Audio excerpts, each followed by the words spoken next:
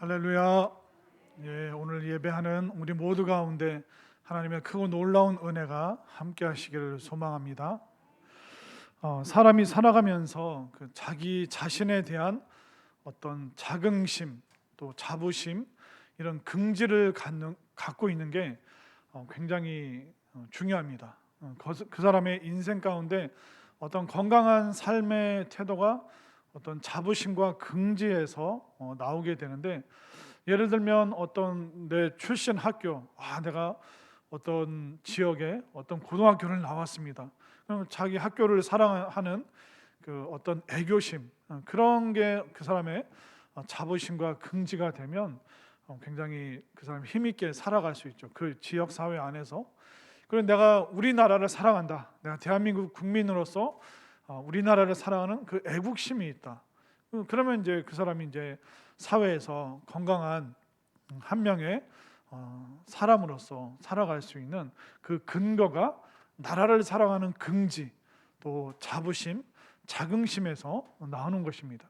그래서 어떤 학교라든가 또 나라를 사랑하는 그 마음을 통해서 우리는 소속감을 갖고 또 안정감을 갖게 되고 어떤 굉장히 놀라운 그 자부심이 그 사람 안에 생길 수가 있습니다. 그래서 이런 어떤 자긍심이라든가 긍지라는 것이 우리 주변에 굉장히 많이 있는데, 그 TV를 보면 그 엘리트 회사원들이 항상 이렇게 목걸이 그 뭐죠? 사원증이라고 하나요? 이제 그걸 딱 메고 이렇게 띡 뭘 누르면 이렇게 출입을 하고, 그냥 밖에 커피 마시러 나갈 때도 이렇게 사원증을 어디 무슨 회사 직원이라는 것을 굉장히 이제 자부심과 긍지를 가지고 그 사람이 다 그 사원증을 메고 왔다 갔다 하는 걸 우리가 TV를 보면 알 수 있죠. 그 회사에 대한 어떤 애사심이 생기기 때문에 그런 긍지는 굉장히 바람직하다라고 할 수 있죠. 또 여러분들 혹시 우리 어르신들 과잠이라고 아세요? 과잠? 이게 어떤 학교에 무슨 과가 있잖아요. 무슨 학교 무슨 과라는 그게 이제 영어나 뭐 그런 걸로 새겨진 그런 잠바가 있습니다. 그래서 다들 뭐 학교마다 비슷하게 생겼는데, 그런 학교와 또 과가 새겨진 그런 잠바를 다 입고 이제 서울 가면 전철에서 그렇게 한 대여섯 명이 같이 다니는 모습을 볼 수 있는데, 그게 학교를 뭐 사랑하는 마음이기 때문에 그 긍지를 통해서 소속감을 느끼고 또 어떤 자신감, 또 자부심이 그 사람에게 생기게 되는 것입니다. 그래서 개인이 가지고 있는 어떤 자긍심, 긍지는 굉장히 중요한데, 이 긍지나 자긍심이 좀 잘못된, 좀 삐뚤어진 그런 자긍심을 갖게 되면 그 개인의 삶을 다 망가뜨려 놓을 때가 있습니다. 제가 예전에 한번 그 말씀 드린 적이 있는 것 같은데, 인천에서 사역할 때 어떤 여자 집사님이 이제 분식집 같은 걸 이제 운영을 하셨어요. 근데 그 분식집에 이제 남편이 나와서 늘 일을 도와주는데 주방 일은 하나도 안 하고 그 계산대에서 계산만 합니다. 틱틱틱 해서 이제 얼마 꺼내주고 얼마 받고. 근데 그분이 이제 서울대 경제학과를 나오신 분이에요. 그러면 이제 생각이 나실 텐데, 이게 서울대 경제학과 나와서 분식집에서 돈 받고 계산해주고, 좀 너무 좀 아쉽다, 안타깝다. 그래서 이제 그 아내 되시는, 그냥 분식집에서 일하시는 그 아내 되시는 집사님, 또 어머니 권사님, 그 얘기를 이렇게 쭉 들어보니까 너무 안타까운 거예요. 그 삶이 왜 그러냐면, 서울대 경제학과 나와서 이제 예전에 뭐 대학원까지 안 나와도, 대학만 나와도 이제 취업이 잘 되는 그런 때였는데, 이제 그래서 이제 대기업에 취업을 했는데 막내 사원들에게 시키는 게 뭡니까? 야, 막내야 가서 이거 복사 좀 해와라. 막내야 가서 우리 팀원들 커피 좀 타와라. 근데 그 들어간 직장에서 첫날 복사지를 받고 어떻게 했을까요? 그걸 땅에 내팽개친 거예요. 내가 이런 겨우 이따위 일을 하려고 내가 서울대 경제학과 나와서 내가 이런 일 하려고 내가 회사 다니냐고. 필요 없다고. 그러니까 첫날 출근하자마자 본인이 박차고 그냥 나온 거예요. 막 씩씩거리고 겨우 나를 그런 일을 시킨다고, 커피 타라고 그러고 뭐 복사해 오라고 그러고. 내가 그런 일 하려고 내가 회사 취직했냐고. 막내가 그런 일 해야 되는 거 아닌가요? 그래서 또 막 그 달려가지고 또 어렵사리 다른 회사 또 취직시켰는데 며칠 만에 나왔을까요? 예, 하루 만에 또 당신 팀장 어느 학교 나왔어? 부장 당신 어느 학교 졸업했어? 나보다 못 배운 사람들 내 위에서 지금 이래라 저래라 지금 나 시키는 거야? 내가 이따위 사람들 밑에서 일하려고 내가. 그러니까 거의 뭐 대학 졸업하고 10년 넘게 거의 실업자로. 그래서 뭐 교회에서도 뭐 목사님들이 이런 회사 좀 내가 이런 작은 중소기업 다니려고 내가 서울대 나온지 아냐고. 다 필요 없다고. 그러니까 엄마의 이제 자랑거리였다가 엄마의 자부심이었는데 엄마의 근심거리가 된 거예요. 그러니까 이 어머니가 이게 기도하면서 애쓰면서 이제 겨우겨우 그럼 너 회사 안 다닐 거면 좀 가정이라도 꾸려라. 엄마 죽으면 너 어떻게 살려고 그러냐. 그래서 교회 다니는 차만 착한 그 아가씨를 이제 겨우겨우 이제 결혼을 시켜서 이제. 근데 뭐 이 며느리 된 이분도 뭐 이렇게 뭐 그냥 식당 일 하고 이제 그러다 이제 어머니가 분식집 차려줘서 이제 그 일을 하는데, 그러니까 신랑이 나와서 하는 게 뭐예요?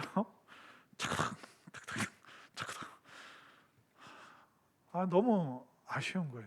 참 안타깝고. 그러니까 학교를 사랑하는 그 자긍심은, 긍지는 굉장히 좋은 거죠. 근데 그런 자부심이 잘못 작용을 하면 그 사람의 인생을 너무나도 비참하게 망가뜨리고 잘못된 운명을 선택하게 된다고 할까요? 그러니까 이상한 자부심과 이상한 긍지는 자존심만 만들고 자부심이 안 될 때가 참 많이 있습니다. 이런 헛된 긍지, 또 뒤틀린 그 자긍심이 개인의 삶뿐만 아니라 어떤 민족 안에도 있습니다. 유대인을 여러분도 한번 잘 생각해 보십시오. 이 유대인들에게는 잘못된 비틀어진 그런 자긍심이 있었습니다.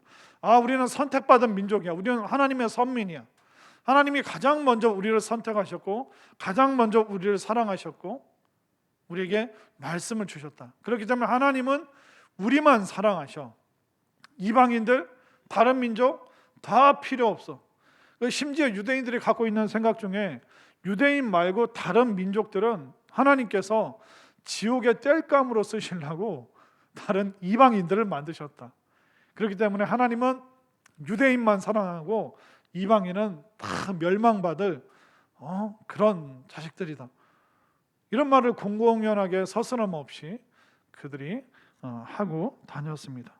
그렇기 때문에 이 부정적인 자긍심, 그러니까 비뚤어진 이 긍지가 그 민족적으로도 굉장히 큰 해악을 끼치는 걸 알 수가 있습니다. 근데 사실 유대인들이 그런 자긍심을 갖는 건 뭐 타당하고 맞습니다. 잘못된 건 아니에요. 자, 17절 말씀 보십시오. 유대인들의 그 자랑거리가 뭐냐면 유대인이라 불리는 내가 율법을 의시하며 하나님을 자랑하며. 이게 나쁜 거 아니죠? 하나님을 자랑하는데 왜 하나님을 자랑하냐면 하나님께서 우리에게 율법을 주셨어. 모세오경을 주셨고 구약 성경을 주셨고 하나님께서 그 거룩하신 하나님이 계시하셔서 우리에게 하나님 당신의 말씀을 우리에게 주셨어. 이거는 자부심으로 갖고 있을 만한 그런 마음이죠. 하나님께서 신적인 존재가 계시를 통하여 말씀을 그들에게 주셨다. 이게 얼마나 놀라운 축복이고 은혜입니까? 그러니까 자부심을 가질만 하죠. 또 유대인들의 또 자랑거리가 뭐냐면 18절 말씀 보십시오. 율법의 교훈을 받아 하나님의 뜻을 알고 지극히 선한 것을 분간하며. 하나님의 말씀을 받았는데 그 말씀을 해석하니까 여러 교훈들이 나오고 또 그 교훈 속에서 하나님의 뜻, 또 하나님의 선하신 계획이 무엇인가, 그 말씀을 받고 연구했더니 이런 교훈이 나오더라. 그러니까 그걸 유대인들이, 이스라엘 백성들이 가장 먼저 받았습니다. 그러니까 말씀으로 교훈을 얻고 말씀으로 양육을 받고, 그러니까 얼마나 이 귀한 민족이고 귀한 사람들입니까? 그래서 유대인들은 이 성경, 구약 성경으로 그들의 어떤 그 사고 방식에 기틀을 잡았습니다.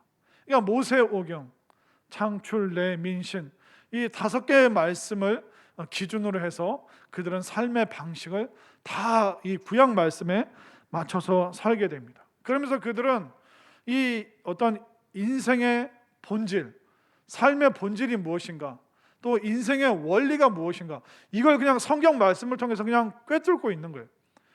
그러니까 이스라엘 백성들, 유대인들은 가장 먼저 신명기 말씀, 쉐마 이스라엘, 이 말은 뭐냐면 들으라 이스라엘. 그러니까 신명기 말씀을 이 유대인 아이들은 어려서부터 계속 암송을 합니다.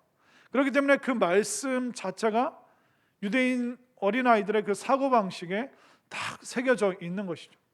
그걸 통해서 이 세상은 움직이는 원리가 있고 방법이 있고 법칙이 있고 어떤 하나님의 그 질서 속에서 이 세상이 운행된다는 그 기본적인 개념이 어릴 때부터 있는 거예요. 그러니까 말씀을 통해서 그런 교훈을 받고 그런 성경적인 사고방식을 갖고 있는 거예요. 그러다 보니까 유대인들이 본질을 꿰뚫어 보니까 어떻게 됩니까? 오늘날 노벨상 타는 사람들의 23%가 유대인입니다. 한국 사람들은 전 세계에서 IQ가 제일 좋습니다. 수학시험 올림피아드 가면 늘 1등을 합니다. 금상을 타고 옵니다. 근데 이렇게 머리 좋은, IQ가 제일 높은, 시험을 잘 보는 한국 사람들 노벨상 몇 개 탔을까요? 그게 물리학상입니까? 경제학상입니까? 노벨 평화상입니까? 그냥 명예로 주는 거예요. 그냥 명예로 받는 거. 그렇기 때문에 참 안타깝지만 우리 교육 체계와 우리의 사고방식은 어떤 원리와 본질과 어떤 법칙을 우리가 깨달아가는 것이 아니라 요령, 시험 푸는 요령, 좋은 대학 들어가는 요령, 좋은 회사 들어가는 요령, 토플 몇 점 받고 토익 몇 점 받는 그 요령. 그러니까 우리는 그런 요령만 부리는, 그러니까 그런 거에는 머리가 굉장히 좋은 거예요. 대단한 거죠. 탁월하죠. 그러나 본질과 원리와 그 근원적인 것을 탐구하고 또 그것을 고민하는 그런 머리는 없는 거예요. 그러니까 문제를 푸는 그건 계산기도 할 수 있잖아요. 그러나 원리와 그 본질이라는 것은, 그러니까 계산기로 계산은 하는데 계산기를 만들어내지 못하는 그런 안타까움이 우리에게 있는 겁니다. 지금 세계적인 기업, 우리가 삼성에서 스마트폰을 만들지만 그 스마트폰을 구동하는 그 모든 프로그램은 어디서 만드는지 아세요? 다 미국 겁니다. 삼성에서 컴퓨터도 만듭니다. 근데 그 컴퓨터를 움직이는 그 프로그램 다 미국 사람들이 만드는 거예요. 아이폰 쓰시는 분들도 있죠. 아이폰을 구동하는 그 원리가 어디서 나왔습니까? 미국 사람들이 다 갖고 있는 거예요. 쿠팡과 같은 상거래 방식, 그 원리가 어디에서 나왔을까? 미국 사람들이 다 갖고 있는 거예요. 근데 그 미국 사람들의 배후에 누가 있느냐? 유대인들이 있는 거예요. 유대인들이 제가 아까까지 막 다 세고 나왔거든요. 유대인이 몇 명인지 아세요? 전 세계에 흩어져 있는 유대인 인구수가 1,500만 명이에요. 그거밖에 안 됩니다.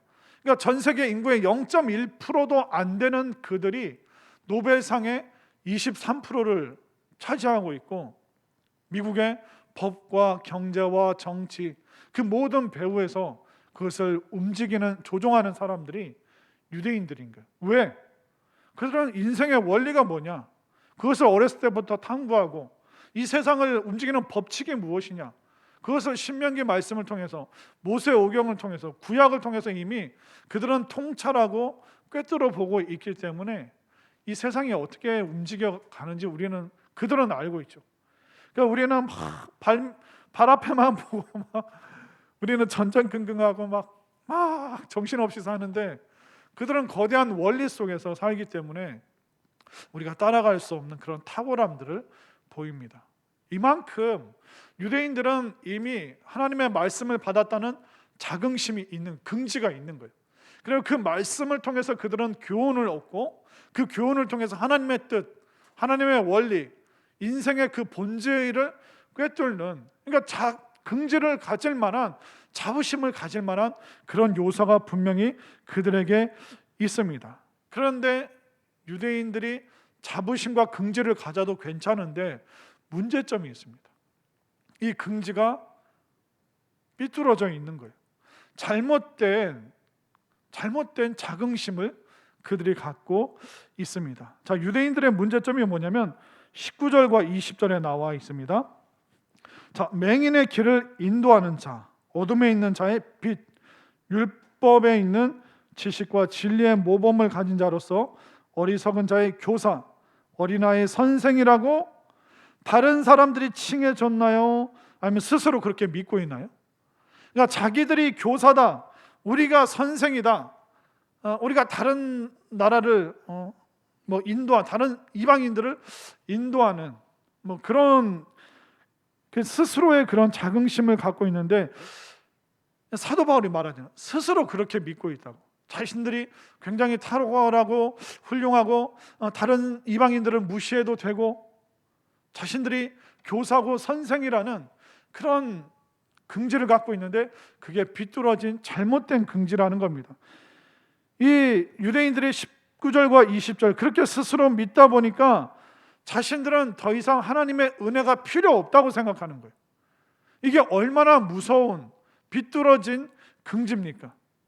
하나님의 말씀을 받았고 세상 원리를 다 꿰뚫고 있고 세상의 거대한 부의 수십 프로를 0.1%도 안 된 사람들이 갖고 있다 보니까 이들이 나중에 유대인들이 갖고 있는 생각이 뭐냐면 더 이상 우리는 하나님의 은혜가 필요 없는 의인이야. 우리는 이미 혈통적으로 뛰어난 사람들이고 우리는 태어날 때부터 의인이고 우리는 태생적으로 이미 특별한 계보를 이어받은 사람들이야. 그러다 보니까 그들은 하나님의 은혜를 의지하지 않고 자신들의 혈통적인 그 의, 그것을 자긍심과 잘못된 긍지로 그들이 살아가고 있는 것입니다. 무섭죠. 하나님의 은혜를 구하는 것이 아니라 이미 스스로 의롭다, 하나님의 은혜로 의로우시는 것이 아니라 혈통적으로 이미 자신들은 의롭다라는 엉뚱한 긍지를 이들이 갖고 있는 거예요. 그런데 이런 모습은 오늘날 한국 교회 안에 있는 예수님을 믿은 지 오래된 사람들 안에 있는 그런 습성과 너무나도 똑같습니다. 제가 성경 공부할 때 첫 시간에 항상 1대1로 하든 어떻게 하든 항상 물어봐요. 청년이랑 성경 공부하면 자네 구원에 확신이 있나? 교회 안에서 목사님이 예수님 믿는 사람을 앉혀놓고 자네 구원에 확신이 있나 하면 되게 그거 어색해하는 거 여러분들 아세요? 그래서 청년에게 하나 물었어요. 자네 구원에 확신이 있나? 목사님, 우리 아버지가 장로님이에요. 아니, 자네 구원에 확신이 있나? 목사님, 저 유아 세례 받았어요. 어렸을 때 이미 저 세례 받았어요. 아니, 자네 구원에 확신 있나? 목사님, 저 작년에 청년부 회장이었어요. 지금 이 대화의 평행선이 계속 지금 뭔가 잘못되고 있다는 거 느껴지세요? 그럼 여러분들에게 물어보겠습니다. 여러분들 구원에 확신이 있으세요? 목사님, 저 권사예요. 권사. 나이도 50 넘게 먹었고 뱃속에서부터 지금 50년, 60년 신앙생활 했는데 목사님, 저 권사예요. 저 안수집사예요.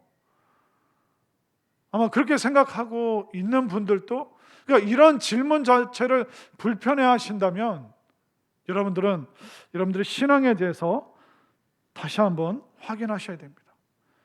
그러니까 유대인들이 엉뚱한 생각을 갖고 있는 거예요. 우리는 더 이상 하나님의 은혜가 필요 없는, 이미 우리 자체로 의로워.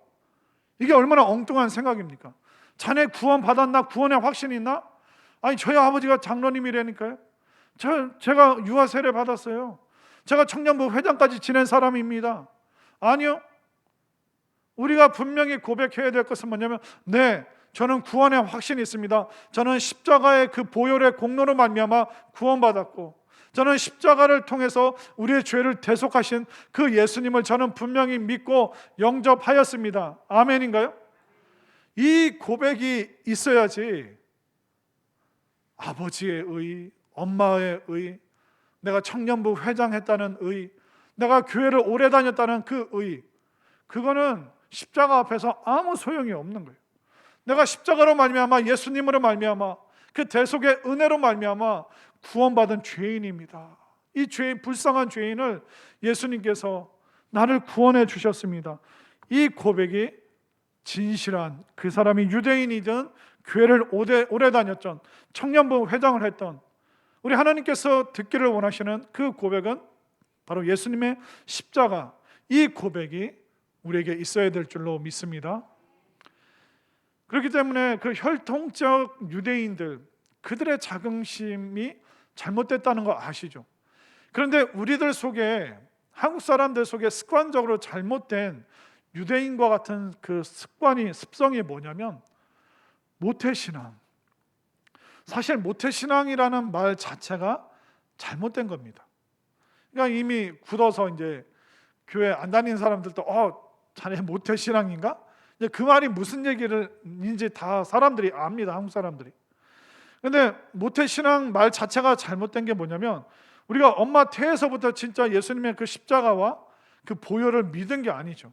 그렇기 때문에 우리는 모태신앙이라고 말하면 안 되고, 정확하게 말해야 되냐면 뭐냐면 모태 출석이라고 얘기를 해야 되는 거예요. 이해가 되세요? 그러니까 모태 신앙이 아니라 모태 출석. 엄마 뱃속에서부터 교회를 출석했습니다. 저는 모태 출석인입니다.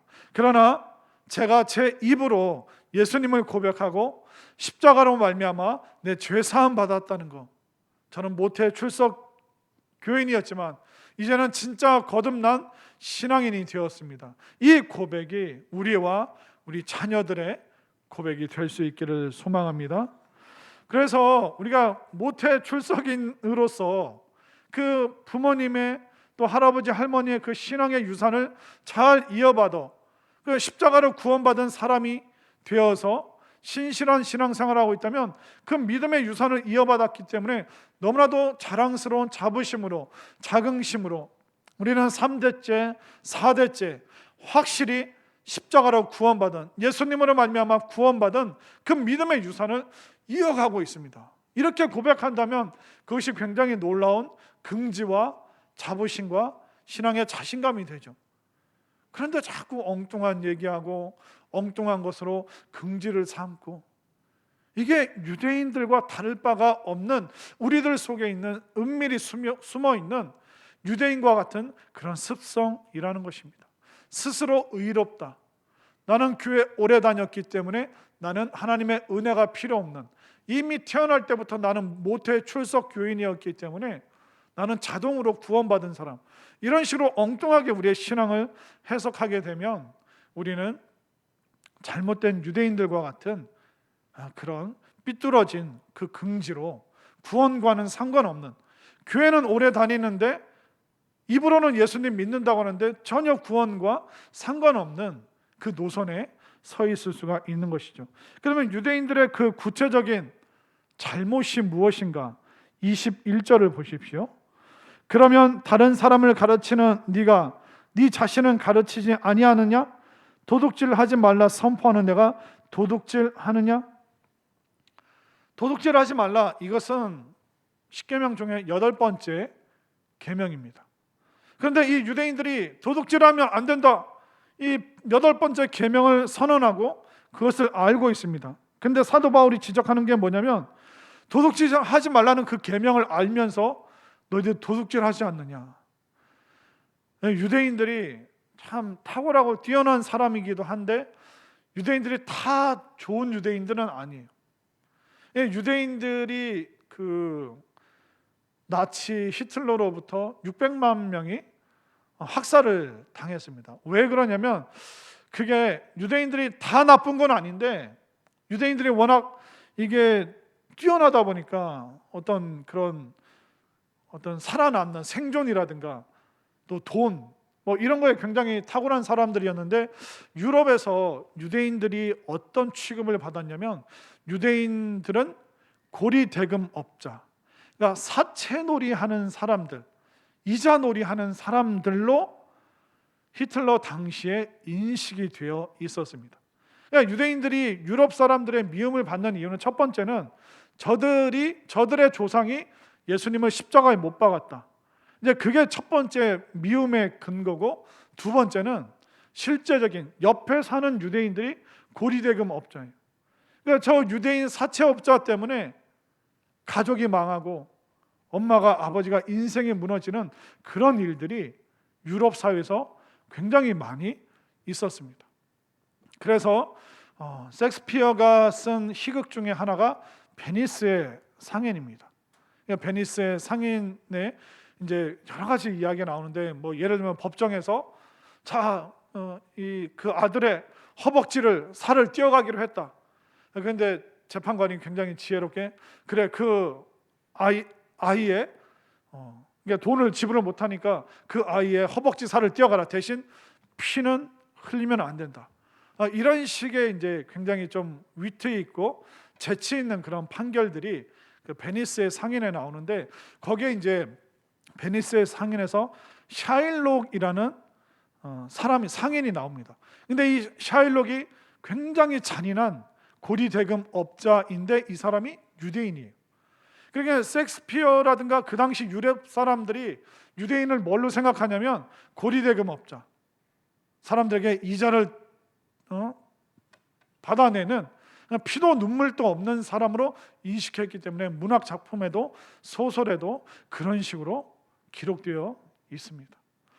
그렇게 되면 유대인들의 그런 자긍심, 자부심, 탁월함이 있지만 유대인들 중에는 악한 사람들도 있었는데 그들은 거짓으로 돈을 빌려주고 또 그것을 통해서 돈을 빼앗고 그런 수많은 일들이 있었기 때문에 어떻게 보면 사도 바울이 하는 그 말의 연장선상에서, 그러니까 성경 말씀으로는 도둑질하지 마라 하는데 이웃의 것을 과도하게 빼앗는 그런 일들이 계속 일어나고 있었습니다.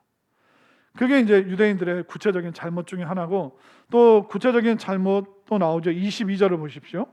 가늠하지 말라 말하는 네가 가늠하느냐? 가늠하지 말라는 7계명이죠. 그러니까 이 7계명을 어기는 유대인들이 많다는 거예요. 그리고 우상을 가증히 여기는 네가, 그러니까 이 계명에서 하나님 외에 다른 신을 두지 말라 했죠. 그러니까 우상 숭배 금지에 대한 이 계명을 아는 네가 신전의 물건, 성전에 있는 물건이 아니라 다른 우상 숭배를 하는 신전의 물건을 도둑질하느냐? 그걸 도둑질해서 네가 팔아먹느냐? 그렇기 때문에 사도 바울이 사도 바울도 본인도 유대인이었고 유대인 사회 속에서 그는 지도자급이었습니다. 근데 유대인으로서 유대인의 그 문제점을 너무 잘 알고 있는 거예요. 그렇기 때문에 유대인들이 얼마나 거짓말을 많이 하고 음란하고 또 우상 숭배하지 말라고 말은 하면서도 다른 신전의 물건을 훔쳐다가 몰래 팔아먹고 이런 일들이 계속 일어나고 있었기 때문에 그 유대인들의 이중성, 하나님의 말씀을 받고 그 말씀으로 교훈을 삼고 인생의 통찰을 가지고 있으면서도 이 이중적인 모습을 보이는 이상한 것으로 자긍심을 갖고 있는 이 유대인들을 향한 그 안타까운 마음으로 사도 바울이 지금 이 이야기를 하고 있습니다. 유대인들의 이중성은 그 미국 사회 안에서도 사실 이미 익히 잘 알려져 있는데, 그 미국 그 총기 문제가, 총기 사고가 자주 일어나지 않습니까? 그렇기 때문에 많은 그 미국 국민들이 그 총기를 판매하거나 또 총기를 만드는 이런 일에 대해서 엄격하게 규제를 해야 된다. 그래서 그 법을 하원에서 상원에서 통과시키려고 하는데 그 법이 통과가 안 되는 거예요. 총기 난사 사고로 계속 수백 명이 한 해 죽는데도 이 총기 규제가 안 되는 거예요. 왜 그러냐면 총을 만드는 그 군수업자들, 또 총포상을 하는 사람들 대부분이 유대인인 거예요. 그러니까 미국 사람들도 이 경제 논리 속에서 그 배후의 유대인들이 얼마나 악착 같은지 무서운지 그걸 알기 때문에, 왜 이 법안이 통과되지 않는지 알기 때문에, 그러니까 군수업자들이, 그 미국 총포상 그 상인들이, 유대인 상인들이 계속 하원이나 상원에 로비를 하기 때문에, 그냥 돈 받은 그들이 이것도 말하면 안 되는데 미국에 잡혀간다, CIA 잡아간다. 그 사람들이 그러면 부결 받은 게 있으니까 계속 부결을 시키는 거예요. 그걸 뭐 미국 사람은 다 알아요. 배후에서 그 이득을 취하는 사람들이 유대인인 걸 아는 거죠. 결국 이 잘못된 이 자긍심의 결과가 뭘까요? 24절을 보십시오. 너무 안타깝죠. 24절, 기록된 바와 같이 하나님의 이름이 너희 때문에 이방인 중에서 모독을 받는도다. 그러니까 유대인들, 로마에 사는 유대인들이 잘못 살기 때문에 유대인들이 욕먹는 게 아니라 하나님의 이름이 지금 모욕을 받는다. 야, 하나님 믿는 유대인들이 어쩜 저럴 수 있냐? 유대인들의 모습을 보니까 하나님이 없는 것 같아. 유대인들은 그들의 욕심에, 이상한 그 자긍심으로, 자부심으로 그들은 못된 삶을 삽니다. 그럼 유대인들만 욕먹는 것이 아니라 너희들을 선택하셨다는 그 하나님은 도대체 누구냐? 하나님께서 선택받은, 그 선하시고 좋으신 하나님께서 선택받은 너희들이 이렇게 이중적인 삶을 사는데 하나님 없다, 이런 결론이 이방인들에게서 나오니까 사도 바울이 왜 이방인 전도가 안 되는지, 왜 유대인들 때문에 전도의 문이 막히는지 알기 때문에 정말 피를 토하는 심정으로, 같은 유대인으로서 이방인 선교의 문이 닫히는 이 상황 속에서 사도 바울이 정말 피눈물을 흘리면서 이 내용을 기록하고 있는 것입니다. 오늘날 우리가 어떻습니까? 이 코로나가 진행되면서 한국 교회가 얼마나 손가락질 받았습니까?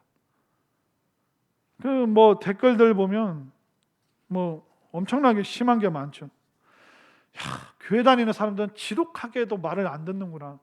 그렇게 조심해 달라고 하는데 저렇게 막 마스크 벗고 막 먹고 막 침을 튀겨가면서, 저희들도 할 말 많죠. 여러분들 이렇게 술집이나 그런 음식점 앞으로 한번 지나갈 때 한번 보십시오. 다 마스크 벗고 부어라 마셔라 다 그러고 있어요. 근데 교회 와서 확진자가 걸린 게 아니라 확진 걸린 사람이 증상이 없는 상태에서 교회에 왔다가 이제 또 뭐 이렇게 회사 안에서 뭐 검사다가, 근데 그 동선 안에 그냥 교회가 있었던 거죠. 근데 작은 문제라고 해도 안 믿는 사람들 굉장히 크게 받아들입니다. 그냥 아무튼 모르겠고, 교회 다니는 사람들은 지독하게도 말을 안 들어먹어. 공공의 이익에 대해서, 공공의 안전에 대해서 전혀 생각을 안 해줘. 이렇게 반응을 한단 말이죠. 그러면 결국 어떻게 됩니까? 전도의 문이 닫힐 뿐만 아니라, 야, 예수 믿는 것들은 다 저래. 이게 그냥 오늘날 우리 세대 가운데, 또 이 세대를 살았던 젊은 사람들이 부모가 되면 부모 세대의 아이들이 교회 가려고 그러면 어떻게 할까요? 야, 코로나 때 지독하게도 말 안 듣는 사람 집단들이 있었다. 그게 교회 다니는 사람들이다. 야, 교회 다니는 사람들 보면 예수님 없는 것 같아. 24절을 한번 보십시오. 기록된 바와 같이 하나님의 이름이 너희 때문에 이방인 중에서 모독을 받는도다. 그렇기 때문에 우리가 잘못된 긍지, 잘못된 자부심, 우리는 코로나 안 걸려, 우리는 아무 문제 없어, 이렇게 우리가 함부로 말하고 다니면 굉장히 위험합니다. 우리도 보편적인 사람이기 때문에 감기 걸릴 수 있고 코로나도 걸릴 수 있고 길 가다 넘어질 수도 있고, 그런데 우리만 하나님께서 특별히, 우리 교회면 특별히 하나님이 선택하셔서 이런 자부심과 긍지를 갖고 있는 우리는 코로나 안 걸려, 이렇게 말하는 게 얼마나 위험한 말인지. 하나님의 이름이 너희 때문에 이방인 중에서 모독을 받는구나. 한국 사람 한 명이 해외 여행 가서 그 나라에서 잘못을 저지르면 한국 사람 전체가 다 욕먹는 거예요. 한국 사람들 나빠요.